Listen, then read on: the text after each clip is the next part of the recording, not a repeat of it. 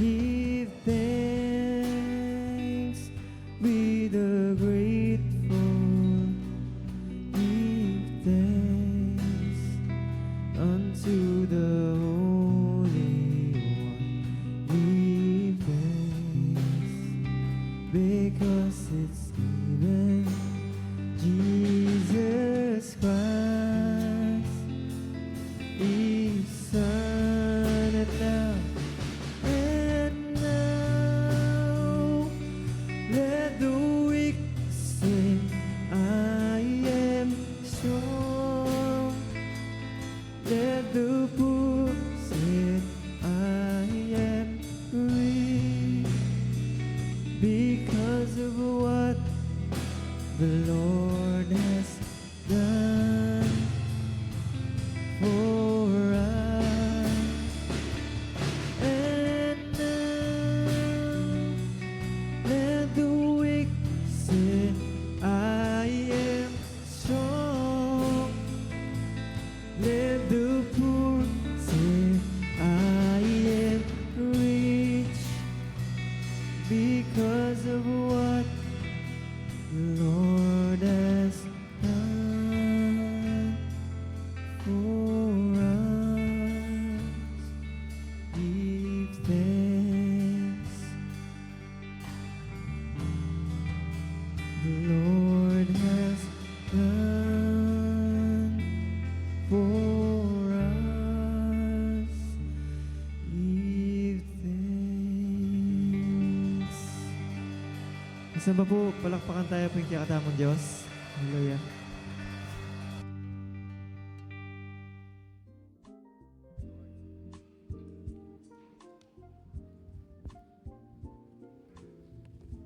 Amen. Purihin po ang Diyos. Ay po nagpapasalamat sa Diyos sa kanyang biyaya sa atin. Tayo po ay naririto upang tayo po ay sumamba at magpuri sa Diyos.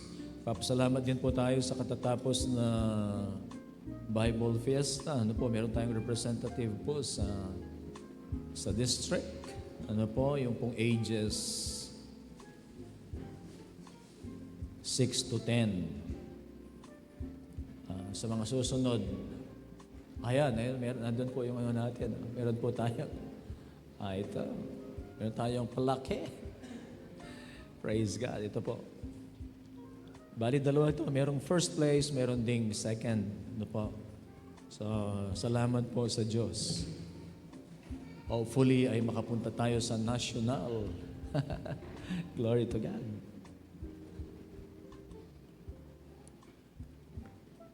Salamat po sa bawat nakibahagi. Ano po, talagang yung pong ating, as a church, ano po, ang ating paghahanda ay hindi po ganon kahaba. But you have done your best po. Salamat sa inyo. Ako'y natutuwa doon. Ano po. Meron pa namang ano yan.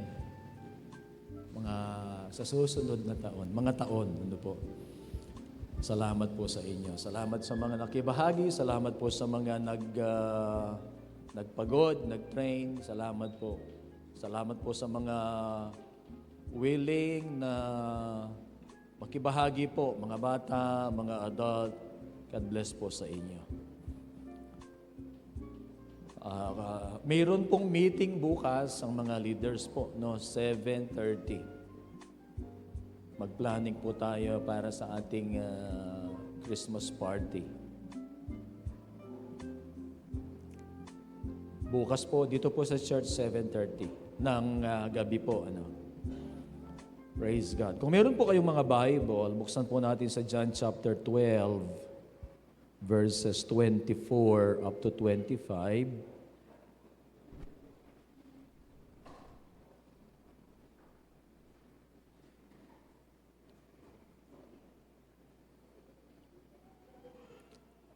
Hanggang pong 26 pala. John 12 verses 24 hanggang pong 26. Very truly I tell you, unless a kernel of wheat falls to the ground and it dies, it remains only a single seed. But if it dies, it produces many seeds. Anyone who loves their life will lose it, while anyone who hates their life in this world will keep it for eternal life. Whoever serves me must follow me, and where I am, my servant also will be. My Father will honor the one who serves me. Nagpapasalamat po kami, Panginoon, sa pagkakataon na ito na kami ay pwedeng sumamba at magpuri, magpasalamat sa inyo pong kabutihan all the days of our lives. Salamat at pwede kaming magbigay ng paggalang, Panginoon, pagsamba, na ang aming buong pag-iisip, pagkatao ay sa oras na ito ay aming itutuon sa iyo sa aming pananalangin, sa aming pagpupuri, pagsamba sa pamagitan ng mga awitin, maging sa aming pakikinig, Panginoon, ng mensahe galing sa inyong mga salita. Inihiling namin, O Diyos, na maging tama, Panginoon, ang pangangaral ayon sa inyong kalooban, ayon sa inyong intention, Panginoon, ayon, Panginoon, doon sa kung ano ang nilalaman ng Biblia. Pangunahan mo po kami. Gamitin mo lamang ako, Panginoon, bilang instrumento ng mensaheng ito. And we pray that you will always be glorified and you will be lifted up. O God, as your word is preached today. Lord, we honor you and we thank you. This is what we pray in Jesus' name. Amen. Ang mga pupunta po sa district ay si Von ba? Tsaka si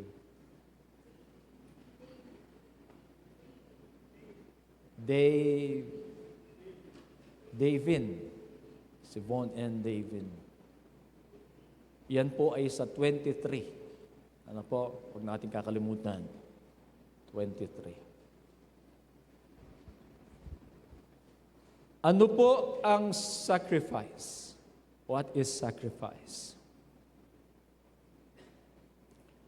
Ayon po sa definition na aking nakita, sacrifice is giving something very dear to us, freely and without the thought of reward. Napakaganda, no? Pagbibigay ng napakahalaga sa iyo, something very dear to us. You give it freely without thought of reward. It is, very clearly, it is an unselfish act. Marami po tayong mga istorya marahil during our lifetime, stories of sacrifices.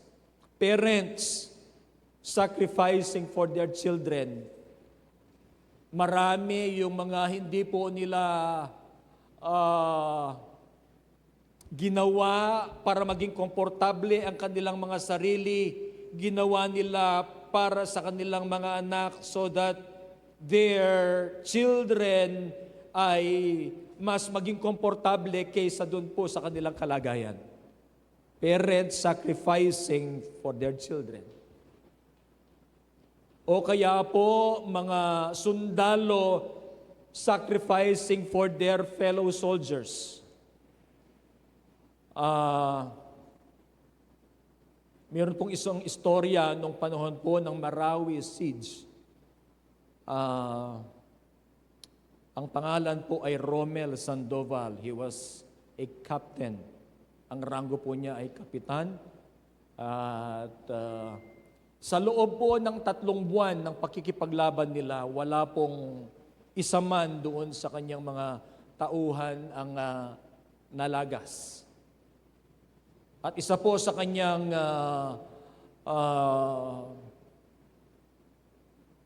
goal ay walang maiiwan sa kanyang mga sundalo. Walang, kumbaga parang mauuna muna siya. Sa isa pong kanilang clearing operations ay doon po sa isang 5-story building, nung nandun na sila doon sa first floor, clearing operations ay nagkaroon po ng labanan. At isa po doon sa kanyang mga tauhan ay natamaan at exposed po siya. Na-expose siya, hindi na po siya makaalis doon sa kanyang lugar. Ang ginawa po niya ay pinuntahan niya, sabi niya, i-cover siya, at tiningnan po niya ang kanyang tauhan, mayroong pang pulso, at kinuha niya, pero exposed po sila. Meron siyang kasamang isa, at sila po ay tinamaan din. At ang kanya pong ginawa ay kinover niya dahil exposed po sa yung kanyang tauhan, ang ginawa po niya ay kinover ng kanyang katawan. And he died. Covering or saving yung pong kanyang tauhan.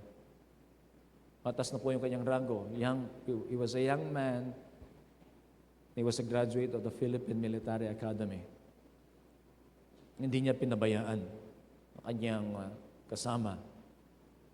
Meron siyang mga naiwan na mga asawa at mga anak. Sacrifice. At nakakuha po siya ng pwedeng pinakamataas na makuha ng medalya ng mga sundalo. Medal of Valor.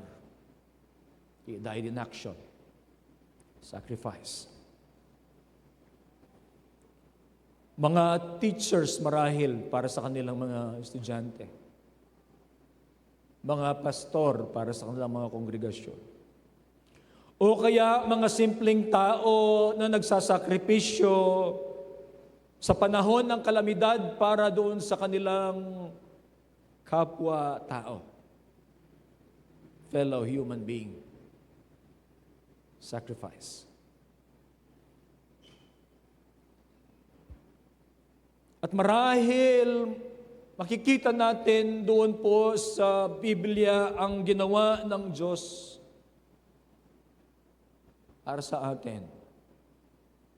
Giving something very dear to Him without the thought of reward. God giving His Son, Jesus Christ, para tayo po ay magkaroon ng buhay na walang hanggan, ayon po sa John chapter 3 verse 16, and we can be sure about it because the word of the Lord says so. If you believe, you will have eternal life. Ang mga sacrifices po, these are powerful actions na pwede pong magkaroon ng impact sa buhay po ng mga tao, especially doon po sa kung kanino ka nag-sacrifice. They will have a lifetime of gratitude to the one who sacrificed for them, especially when the one who sacrificed cost him or her life.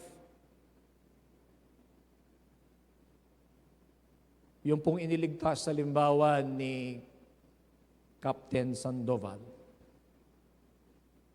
hindi ba't magkakaroon siya ng lifetime of gratitude para sa kanyang commanding officer?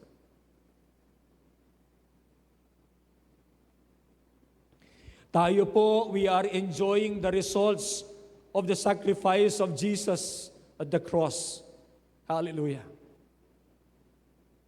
Sa panahon pong ito, dito po sa John chapter 12, makikita po natin that Jesus was preparing His disciples doon po sa kanyang gagawing sacrifice. Makikita po natin yan kasi doon po sa John chapter 13, ito po ay yung paghuhugas na ng mga paa ng mga disciples, which is malapit ng malapit po doon po sa pagsasacrifice ni Jesus Christ. on the day of Passover, giving His life as a ransom for many. Praise God. Because we are enjoying the results of the sacrifice of Jesus for us at the cross. Ano po?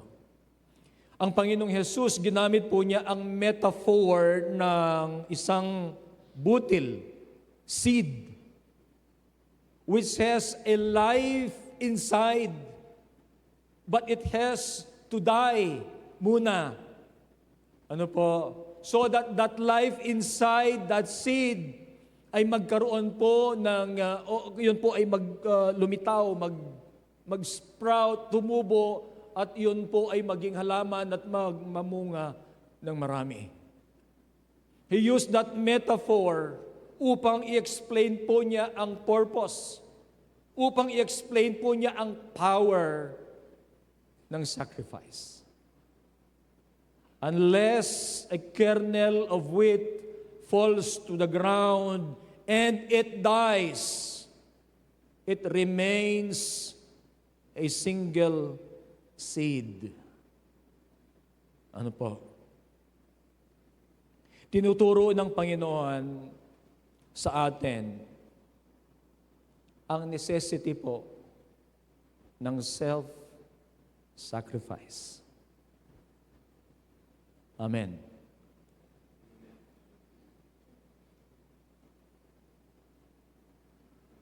Kung tayo lang po ang masusunod, ayaw natin ng mag-sacrifice.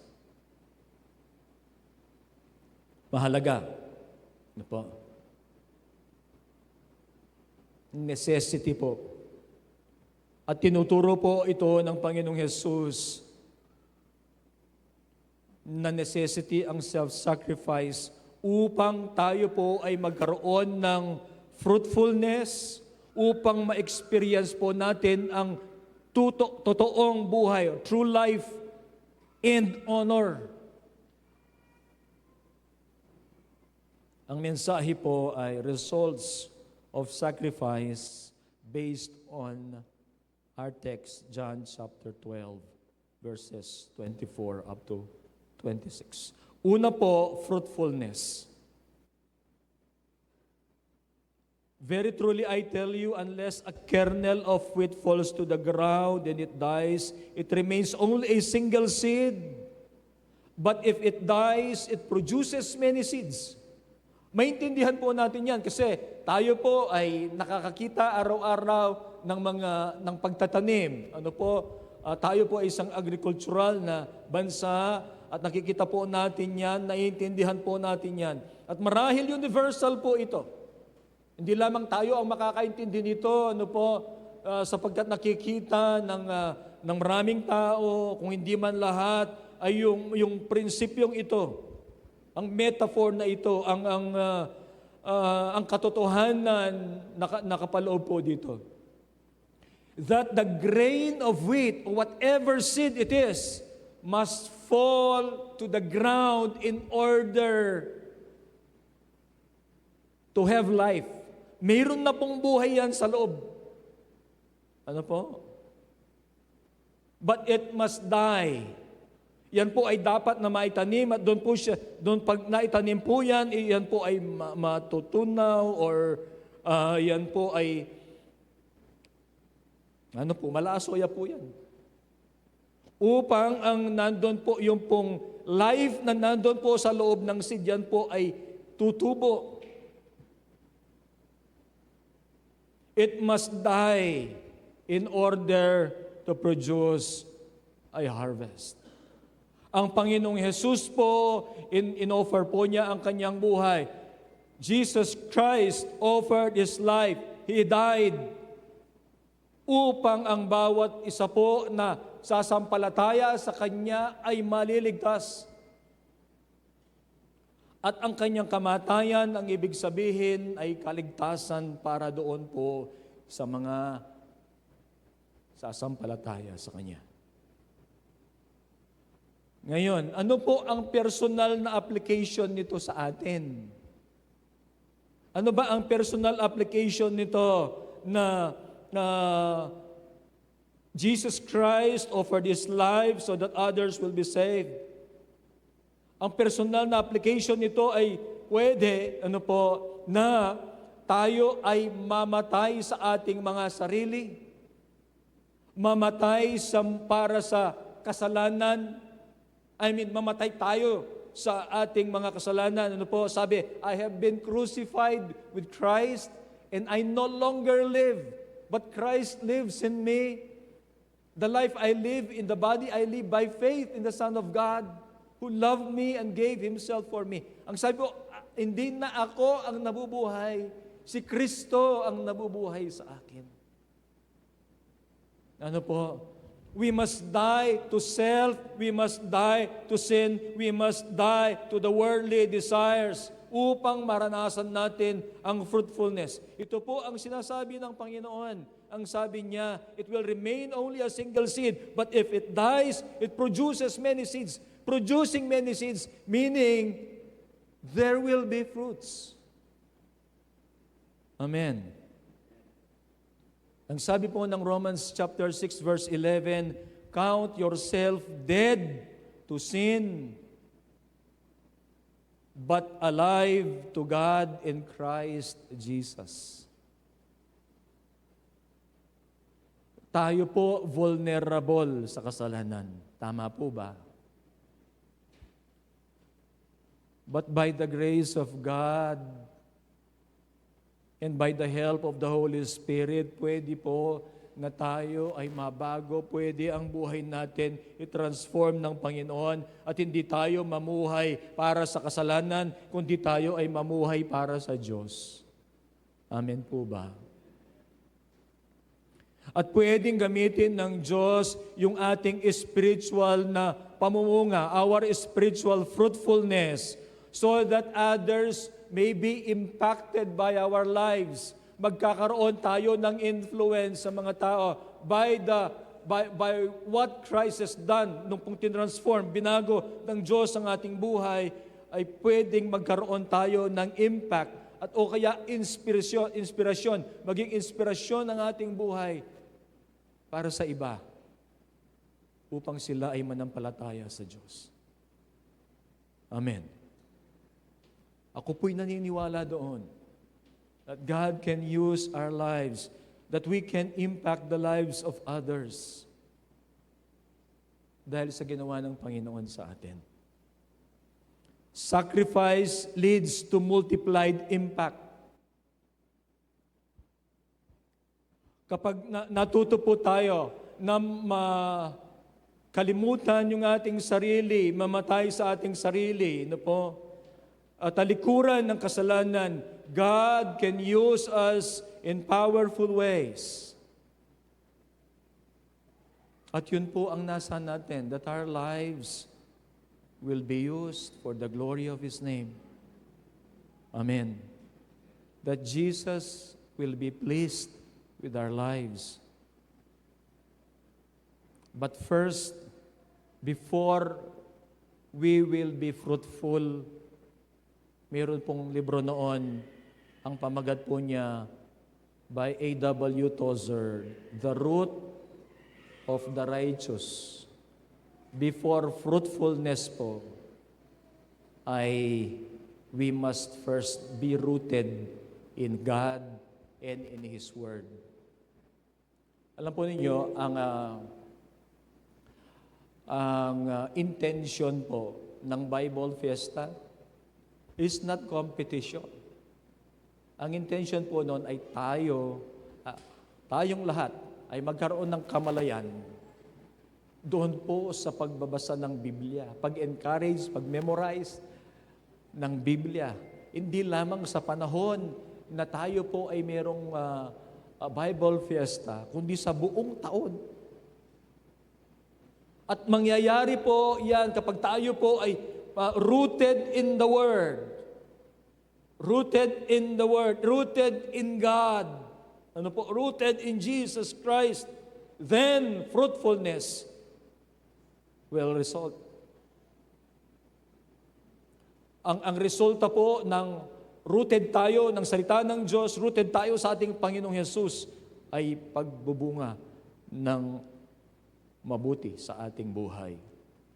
Fruitfulness. Results of sacrifice. Una po, fruitfulness. Pangalawa po, life. Buhay. Ang sabi po ng verse 25, anyone who loves their life will lose it. So binanggit na po yung life dyan. While anyone who hates their life in this world will keep it for eternal life.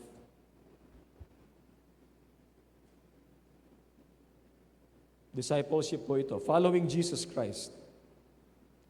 It's a paradox. Pag paradox po, parang conflicting sila, but they are both true. Hindi naman sila contradicting. Ano po? Halimbawa po ito, anyone who loves their life will lose it, while anyone who hates their life in this world will keep it for eternal life. Ano po ba ang nire-require ng Panginoon? Ano ang tinatawag ng Panginoong Yesus para sa bawat isa sa atin na tagasunod po niya? Sinasabi po niya ito, ano po, sa mga disciples na nandun. At ano po ang sinasabi ng Panginoon sa atin ngayon? Tinatawag tayo ng Panginoon to give up our personal agenda. Na ang agenda ng Panginoon, yun ang isulong natin. Na ang agenda ng Panginoon sa ating buhay, doon po tayo magpasakop. Ano ang kalooban ng Diyos para sa atin? Willing ba tayo na kung ang Panginoon, maliwanag sa ating kaisipan na ito ang kalooban niya, ito ang gusto ng Diyos para sa atin. Are we willing to follow Jesus Christ doon sa kanyang agenda para sa ating buhay at talikuran natin yung sa atin? Willing ba tayo? Jesus calls us to give up comfort in life. Parati ko pong sinasabi, salamat sa Diyos na tayo po ay mamumuhay na komportable sa Pilipinas.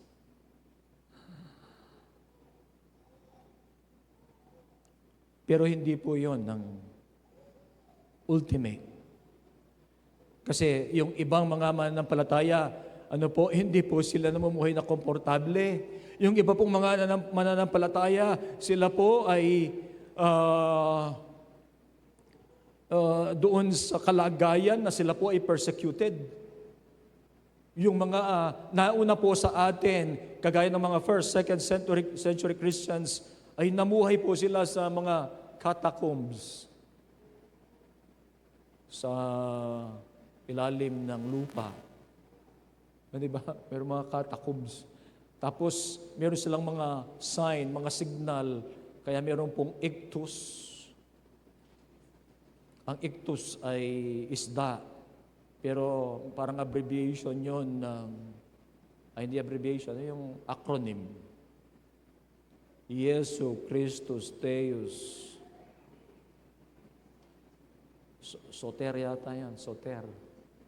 Ang ibig sabihin ganito, Jesus Christ, God's Son, Savior. Pero isda yun. Pero para sa mga Christians, merong ibig sabihin. Dahil persecuted sila, sila lang nakakaintindi ng mga yon. O ngayon, alam natin, nakalagay yan sa mga Kristiyano, yung mga sa kotse nila. Pero yun, dati ay magpapatunay, that's a symbol na sila ay living, exercising their faith. They are persecuted, but still exercising their faith in the midst of persecution.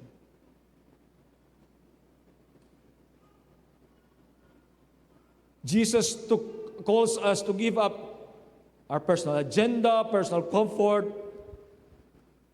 giving up our self-centered ambitions so that we can follow Jesus Christ. Kung i-require yun ng Panginoon sa atin, willing po ba tayo? We must be willing to lay down our self-interest. We must be willing to lay down our pride and our earthly pursuits for the sake of Jesus Christ, kung i-require yun ng Panginoon. Halimbawa, if you are a young person, meron kang mga pangarap sa buhay na gusto mong maabot, gusto mong makapamuhay ng marangya, ang sabi ng Panginoon sa iyo, hindi yan ang kalooban ko para sa iyo. Ang kalooban ko para sa iyo ay mag-mission ka. Meron bang mga ganon? Meron po.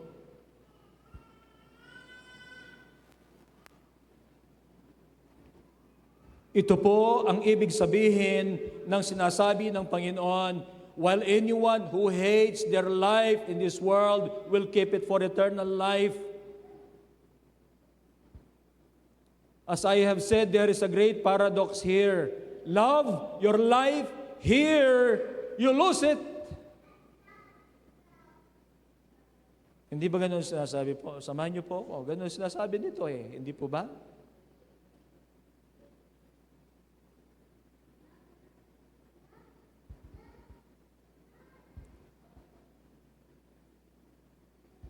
Love your life here, you lose it.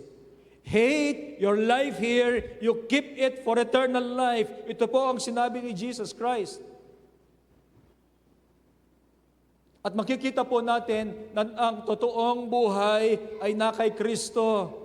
Hindi nakadepende kung ang buhay mo ay komportable. Hindi nakadepende kung ang buhay mo ay marangya. Ano po? Ang Panginoong Jesus. Kung siya ay nasa puso po natin, kung siya ang sentro ng ating mga puso, we can live a life na ang ating buhay ay hindi apektado ng mga sirkumstansya na mahihirap. But true life is lived in Christ. Kung ang pinag-uusapan po natin ay life, ang sabi po ng John chapter 3 verse 16, For God so loved the world that He gave His only begotten Son, so that whosoever believes in Him will have eternal life. Meaning, Christ can give us eternal life. Praise God. At yun po ay katotohanan na sinasabi ng Diyos sa atin, sinasabi ng salita ng Diyos. Katotohanan na tayo, kapag tayo nanampalataya kay Jesus Christ, we have eternal life. John 3:16. Life, eternal. Pero baka sabihin nyo,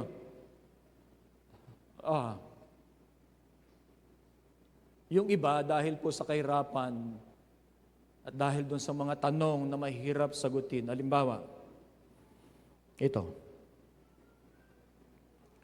Bakit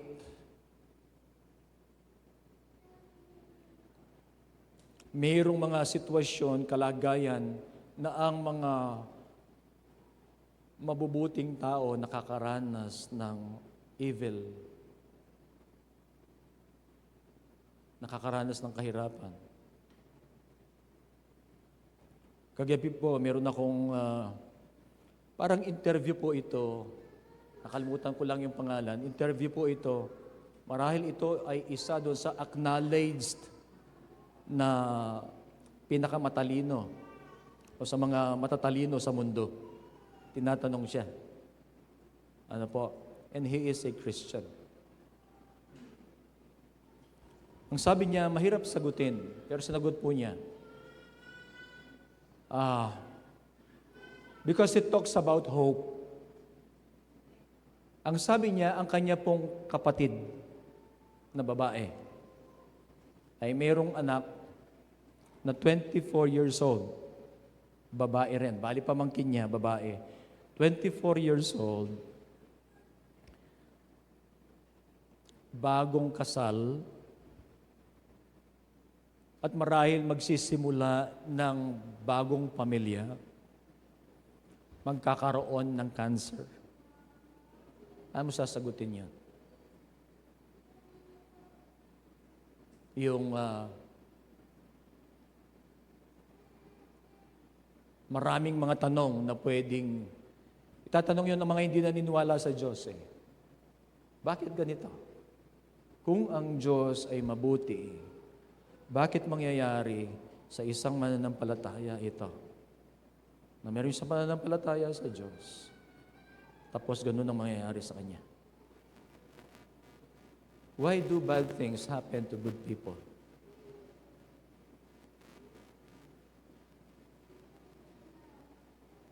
Alam po, hindi lang po nagkasakit siya, namatay yung...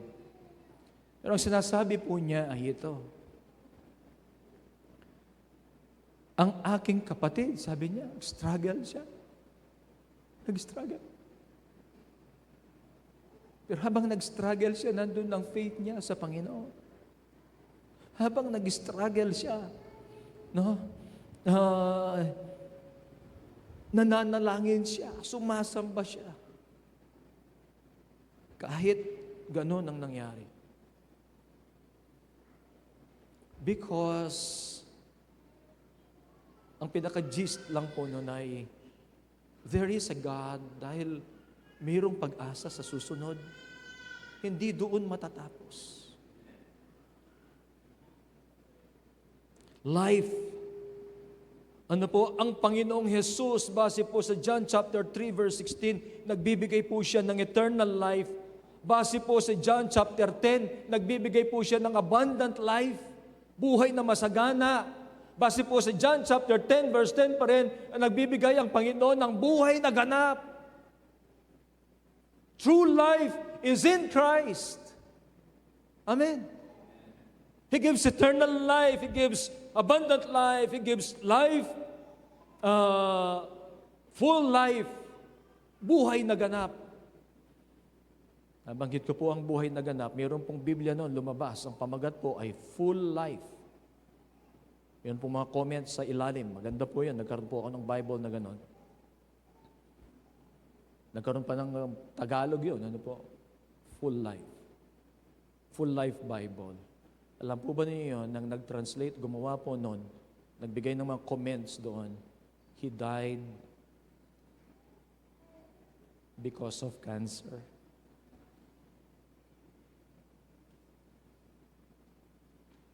Alam po ninyo, kung babalikan natin, Jesus Christ is the one who gives life based on what we have read. John 3:16, eternal life. John chapter 10, verse 10, abundant life and a life to the full. Ang buhay na masagana, ang buhay na ganap, ang buhay po na eternal, ay magkakaroon tayo at yun ang ganap na buhay, yun yung totoong buhay. It is because of the sacrifice of Jesus Christ. I will have life, eternal life, abundant life, full life, because of Jesus Christ. At kayo rin po. Amen. Marami po ang magpapatunay ng mga mananampalataya, mga nauna po sa atin. At marahil kayo magpapatunay na na-experience po nila ang true life, totoong buhay, sa pamamagitan po ng kanilang pag-surrender ng kanilang buhay sa Panginoong Jesucristo. Paul was an example, and he willingly sacrificed his life for the sake of Christ kasi alam po niya that hindi lamang po ang buhay niya rito ang mahalaga. Meron siyang tinitingnan doon po sa susunod na buhay. Ang sabi niya, for me to live is Christ and to die is gain. Tingnan po ninyo, even death is gain for a believer in Jesus Christ. Amen. Amen. Death. Hindi siya natatakot. Sabi niya, death is gain for a believer.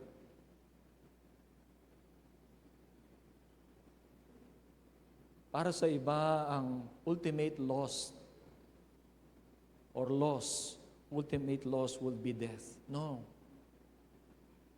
For a believer in Jesus Christ, ang sabi ni Paul, that is gain. For me, to live is Christ, and to die is gain. Saan ka pupunta?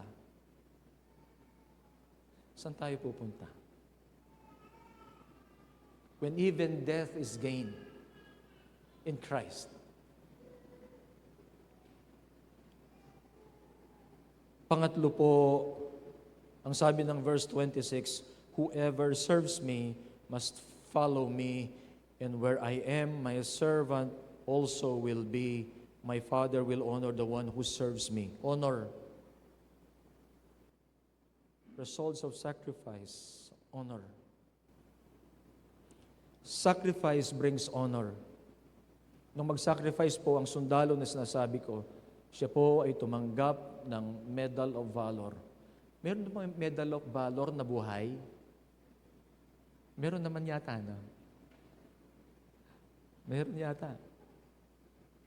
O yun lamang ay binibigay sa mga namatay. Hindi ko po alam. Pasensya na kayo, hindi ako nakapag-research. But based on that story, it brought him honor. It brought honor to his family. Ano po?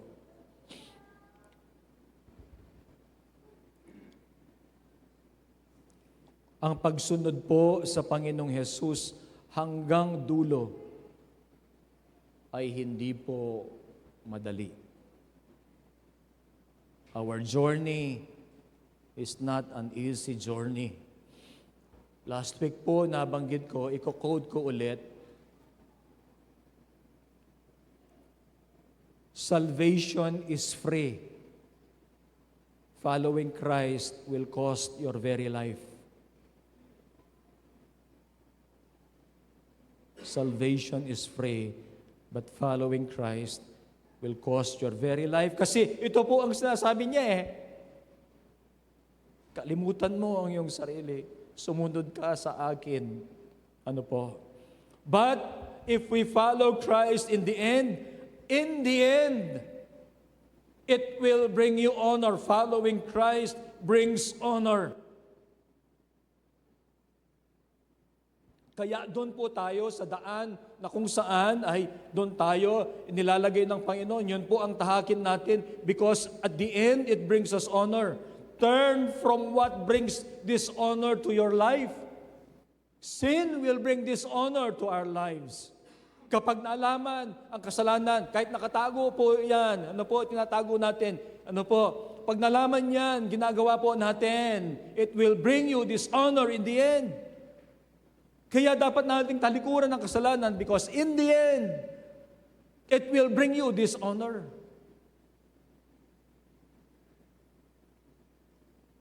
Ang sabi po ng Isaiah 28, and it was quoted in, I think in Romans, ano po, Isaiah 28 verse 16, anyone who believes in me will never be put to shame. Anyone who believes in me will never be put to shame. Isaiah 28 verse 6. As I have said, sin will bring about dishonor in our lives. That's why we renounce sin. Talikuran, ano po, ang kasalanan, huwag tayong mamuhay sa kasalanan. Bakit po? Sin and shame go together.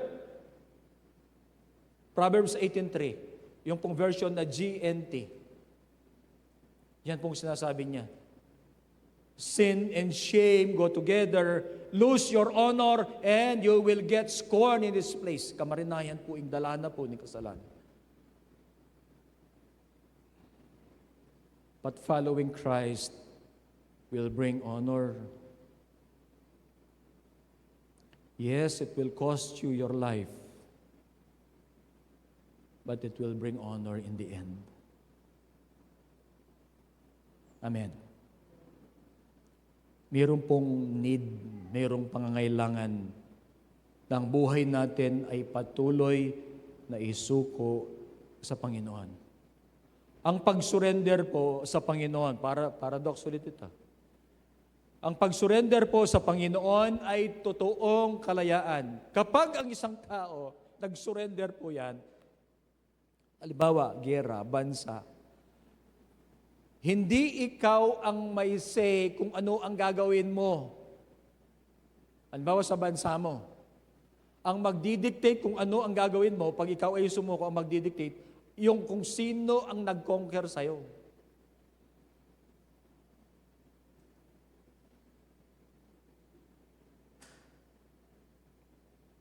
wala kang karapatan muna until siguro eventually kung meron pong mga, kasi meron namang mga kasunduan niya ano, sa mga bansa. But initially, if you were conquered, halimbawa Amerika, natalo po niya yung Japan, tapos sumurrender po ang Japan sa Amerika. Ang lahat na mayroong authority, kung anong gagawin doon sa kanilang bansa, mag-i-impose ang bansa na kung siyang sumakop, nanalo.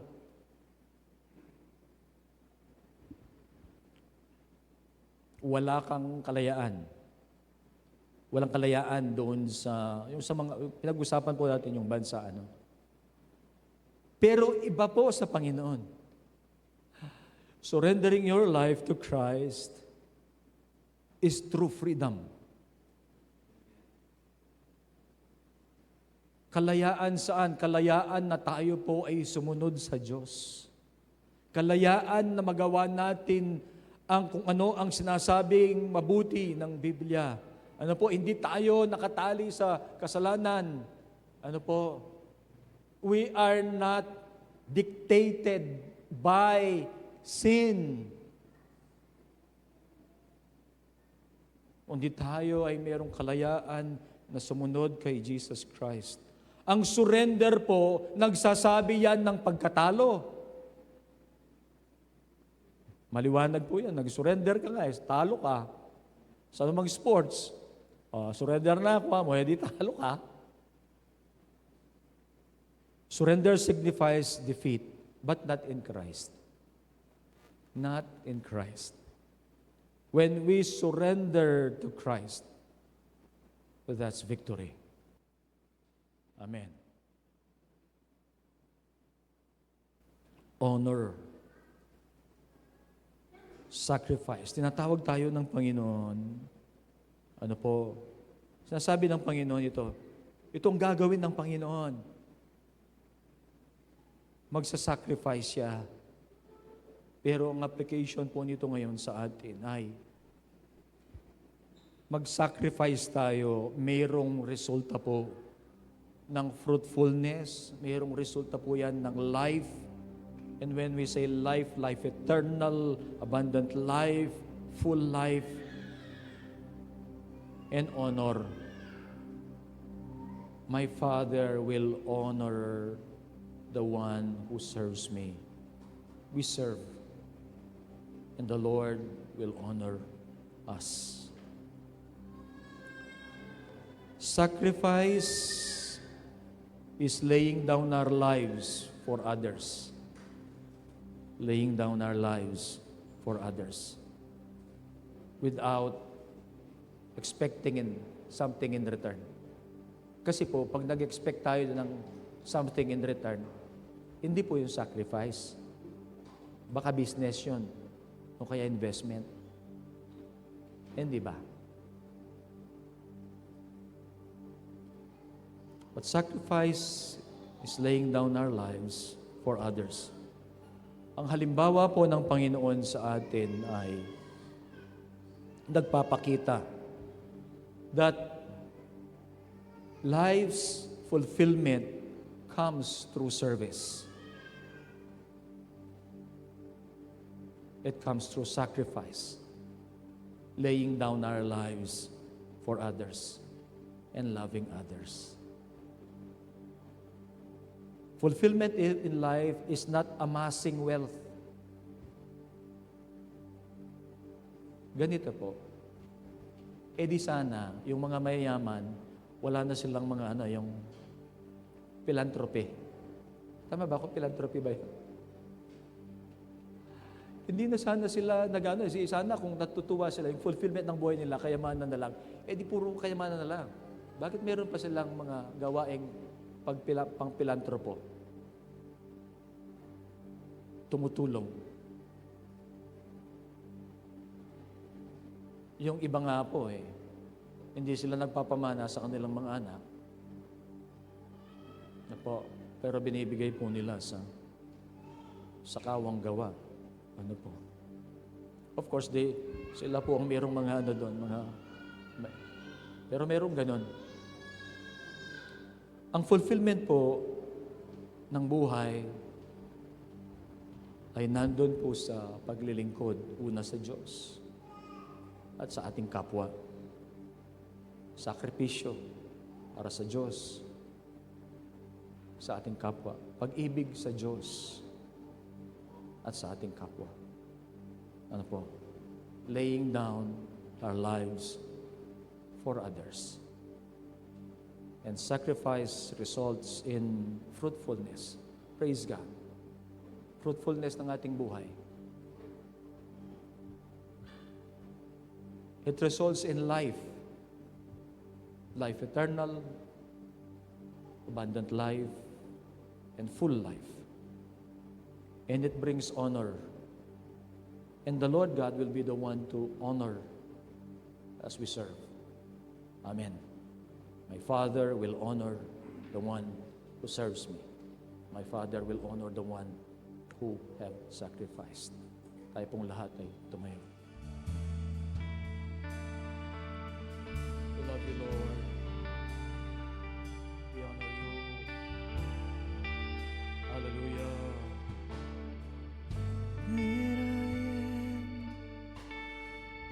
That I am, I lay them down before you, oh Lord. All my regrets and all my acclaims, the joy and the pain, I'm making them yours. Lord, I offer my life to you, everything I've been through. Amen. Use it for your glory. Lord, I offer my days to you, lifting my praise to you as a pleasing sacrifice. Lord, I offer you. Lord, I offer you my life. Things in the past, things in the past, things yet unseen, wishes and dreams that are yet to come true. All of my hopes and all of my plans, all of my plans, my heart and my hands are lifted to you, Lord. Lord, I offer my life to you, everything I've been through. Use it for your glory, Lord. I offer my days to you, lifting my praise to you as a pleasing sacrifice. Lord, I offer you my life. Lord, I offer my life. Lord, I offer my life to you, everything I've been through. Use it for your glory. Use it for your glory. Lord, I offer my days to you, lifting my praise to you as a pleasing sacrifice. Amen. Lord, I offer you my life. We sing, Lord, I offer my life. Lord, I offer my life Hallelujah. to you, everything Salamat po. I've been through. Amen. Use it for your Yes, glory, Lord. Lord. I Opo, Ginoo. offer my days to you, Salamat po. lifting my praise to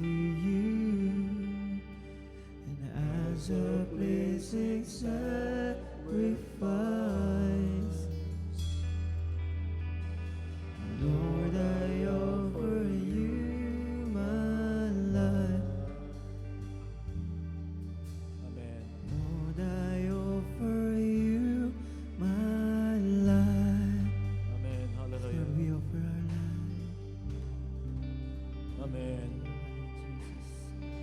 Patuloy, iniaalay po namin ang aming mga buhay, Panginoon, sa iyo. Matuto kami, Panginoon, na ipagkaloob namin ang aming buhay, Panginoon, para sa iyo. Ipaglingkod. Kung meron kang tawag ng pagsakripisyo, Panginoon, nawa, O Diyos, kami po ay more than willing na ibigay namin ang aming buhay, ang lahat-lahat sa amin. Ang aming lakas, kakayahan, karunungan, ang buong pagkatao namin.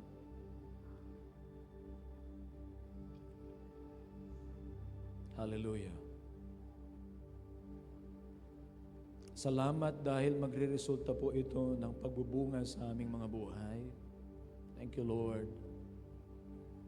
Dalangin namin, O Diyos, na maranasan namin ang buhay. At naniniwala kami, Panginoon, sa sinabi mo, O Diyos, my Father will honor the one who serves me. Salamat po. Salamat. Dalangin namin, O Diyos, na ang mga salitang ito galing, O Diyos, sa Biblia, galing sa iyong mga salita, ay may tanim sa aming mga puso. Lord, may pamuhay namin, magdala, Panginoon, ng kagalakan, O Diyos, ang mga ito. Magdala, Panginoon, ng kapayapaan, ng guidance, Panginoon, sa aming pong mga buhay. Salamat po.